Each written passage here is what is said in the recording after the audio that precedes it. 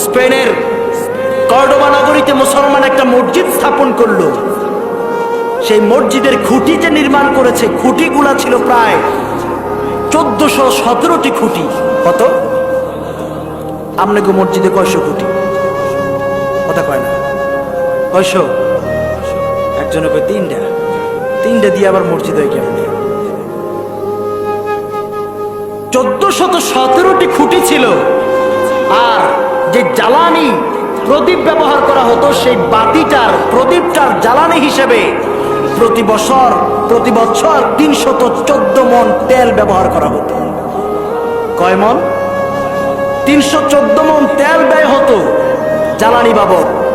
আর ওই মসজিদের মধ্যে একসাথে প্রায় 1 লক্ষ মুসল্লি নামাজ আদায় করতে পারত।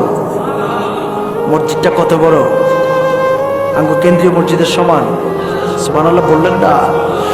আমার ভাইয়েরা, বন্ধুরা, এত বিশাল মসজিদ নির্মাণ করলো মুসলমানরা কর্ডোবা নগরীতে 1417টি খুঁটি দিয়া। প্রতি বছর বার্ষিক প্রদীপের জ্বালানি হিসেবে 314 মণ তেল ব্যবহার করা হতো। একসাথে এট এ টাইমে নামাজ আদায় করতে পারতো, সালাত আদায় করতে পারতো প্রায় 1 লক্ষ মুসল্লি। সুবহানাল্লাহ।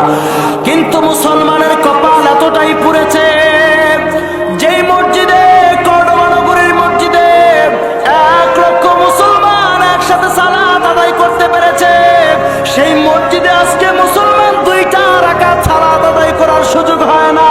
নাউযুবিল্লাহ। আজকে 2টা রাকাত সালাত আদায় করার সুযোগ নাই। যে কর্ডোবা নগরী ছিল মুসলমানের শৌর্য বীর্যের প্রতীক, সেই কর্ডোবা নগরী আজকে খ্রিস্টানদের স্বর্গরাজ্য। ঠিক কিনা বলেন? এর কারণ কি? আমরা কোরআন ছেড়ে দিয়েছি। ঠিক কিনা বলেন? আজকে কোরআন থেকে আমরা যোজন যোজন মাইল দূরে অবস্থান করছি। ঠিক কিনা?